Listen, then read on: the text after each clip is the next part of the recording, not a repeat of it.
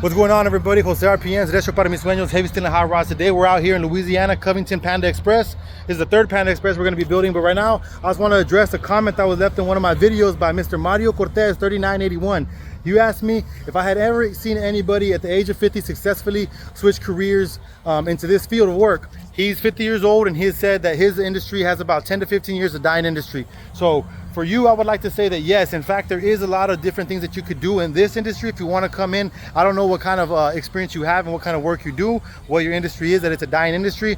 But if you were to come in here as a newcomer to ironworkers, you know, we have a thing that they call the raising gang.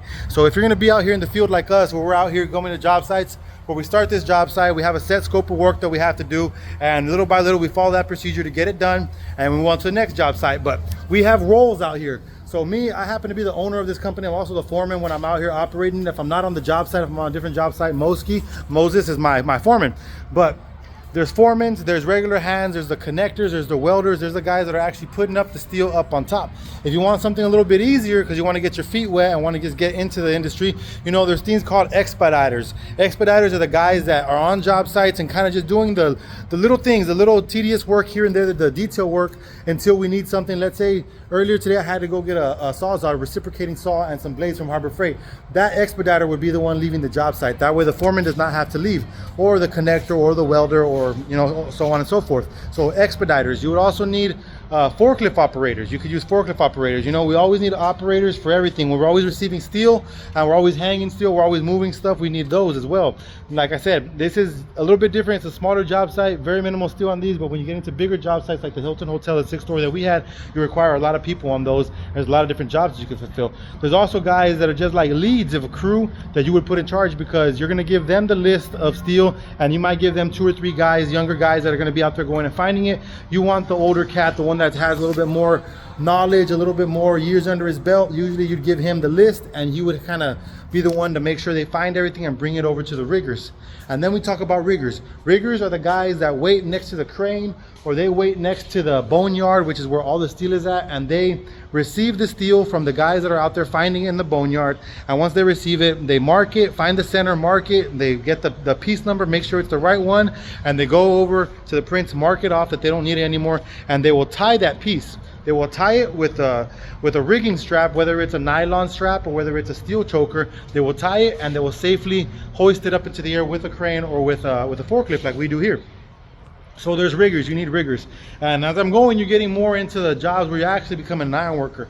There's bolt up hands as well. So when you're putting in the beams, a lot of times these people come in, they install these beams, and they'll just put hot bolt it really quickly. They'll put 1 or 2 bolts in, and then they have bolt up guys that will come behind those guys, and they will be installing all the bolts. So they'll be in maybe a scissor lift or something like that, maybe a boom lift, installing a lot of different bolts through all the different connection plates. So if you're going to be on the job sites, there's plenty of things that you can do regardless of your age. It really just happens to go off of dictates of your hustle. How much do you want to move? Are you going to get out here and move? Or are you going to get out here and just punch in and kind of hide behind the shadows, make sure you're behind that dirt back there?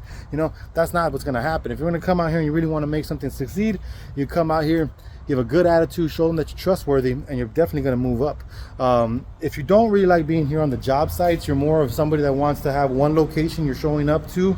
There's shops. You know, we have a shop ourselves. We fabricate a lot of our steel, and then we send it out here. The stuff that we don't is because we need a field measurement, and then we'll fab it out here. But usually we fab everything in shops. So we would need people. If you're going to come into the shops, you need, again, forklift drivers to offload all the 18-wheelers and all the hot shots of steel that are coming in. We all the time are getting trailers of steel, so you need forklift drivers. You need guys that are going to be in the yard laying it all down, moving dunnage.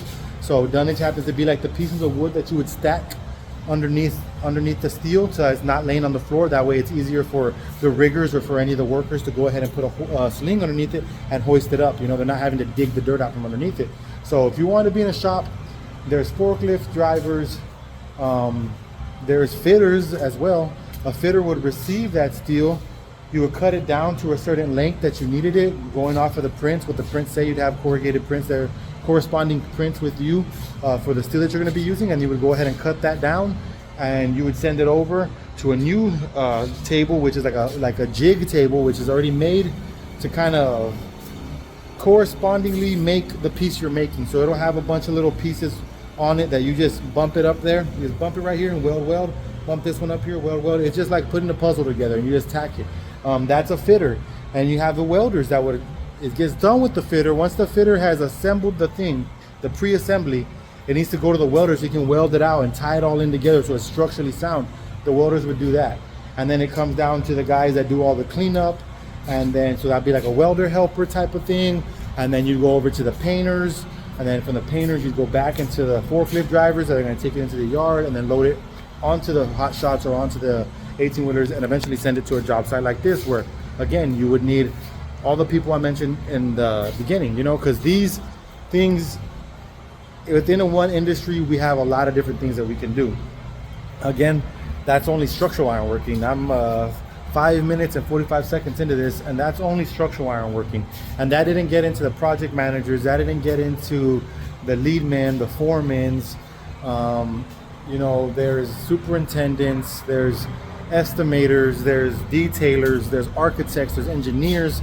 You know, there are so many things inside of this one industry that you have opportunity, that hold opportunity for you if you're looking to switch a career. So I'm very excited, I'm very happy, I'm glad that you reached out to me, Mr. Mario Cortez, and I appreciate it. I hope this video helps a little bit. I told you I would drop it. I'm gonna leave the link in the comment section.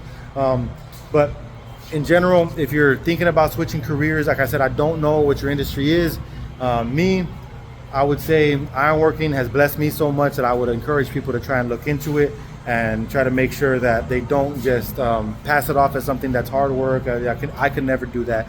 You know, it's not like when I was a child. I used to think of the iron workers as they were the big dogs on the construction site, because I used to see them way up on top hanging, and they walk in these beams. But that doesn't necessarily mean that everybody's a connector. That doesn't necessarily mean that everybody's a rigger, or that everybody's a forklift operator, or everybody is a crane operator, everybody is a flagger, you know, whatever it might be. There's a lot of different things. And then there's also sub little jobs that go into that depending on where you're working. You know, the refineries, the plants, the hospitals and things like that, they require fire washes. So if a welder is working, you have to have a guy, you know, about yay far away right there, sitting down or standing with a fire extinguisher, just watching, fire blankets, just watching. So there's a lot of little jobs that are in there for somebody that might not have the ultimate intellect about how to do this type of work, but really has some type of hustle in them. They want to move. They have the go inside them. They got that fuel inside of them. So there's a lot of opportunities. I don't know where you're from, Mr. Mario Cortez. Hit me up. I got friends all over the nation. I'm not lying about that. I got friends all over the nation. If you need some work, we can probably help you out. Let me know. You know, and if not, maybe you can go into, maybe it's something you can go into business for yourself. You know, I ran my course working a 9-to-5, and about 5 years ago or so, I opened up this company, and now we're here. You know, and I'm not saying that we're at the top. I'm not saying we're at the bottom. I'm very grateful for what the Lord has blessed me with, and I'm working hard. I'm putting in everything that I have to do.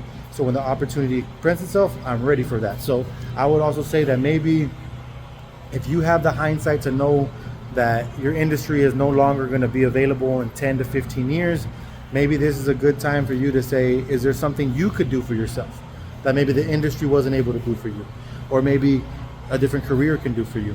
You know, don't think about it. Don't over stress about it. You know, you could always get hired at a shop, get hired in the field, you don't like it, you quit, or you get fired, you go on to do something else. It's okay. This world would not work without us failing. This world would not have anybody great without us failing. Anybody that was worth anything, that has ever done anything worth talking about, has failed by doing it. You know, so, and if not, it was just shit chance of luck, and we don't credit that. We don't credit luck. You know, we don't credit luck. We'll give credit to our blessings, but we don't give credit to luck, because luck, we can't, how do you say it? We can't reproduce it. We can't reproduce luck. You know, our blessings we can reproduce. Our blessings we can definitely reproduce. You know, you stay ready, you're ready for action, and the opportunity presents itself, you go ahead and knock it out, and you do good.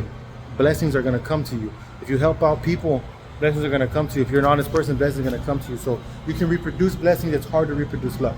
So just remember that, you know. And I'm only 32 years old. I just turned 32. I really, really respect everybody in front of me. I respect the people behind me. This is an industry that we all have to work together. They call us brothers of the hook, because when you become an iron worker, there's a certain respect that you get amongst other iron workers. And yeah, it doesn't mean they're not going to talk shit. They're not going to try and bring you down. But that's men in general. That's people in general. That's the flesh. And it's okay. We've got to keep working hard and understand that we're a man, whether you're 50 years old, whether you're 18 years old, whether you're 32 years old, men are men. We have to treat each other, responsibly, respectfully, and understand that you have the ultimate choice in your life. You have free will. You can do it. And man, I believe in you. I really do. If you have the courage to go ahead and drop a comment asking about it, that means you're interested. That means you want to do something. That means you want better for yourself. So I would say, Mr. Mario Cortez, look into ironworking, look into a local union hall. Your union halls would be great for someone like that in your age, because they'll specifically place you somewhere that would be nice and comfy for you. If it's something that you rather do rat work and hustle hard to get in a position, non-union would also be that, but they're gonna hustle you a little bit harder, I would say, because union is really to make sure that the people are safe, happy, and healthy.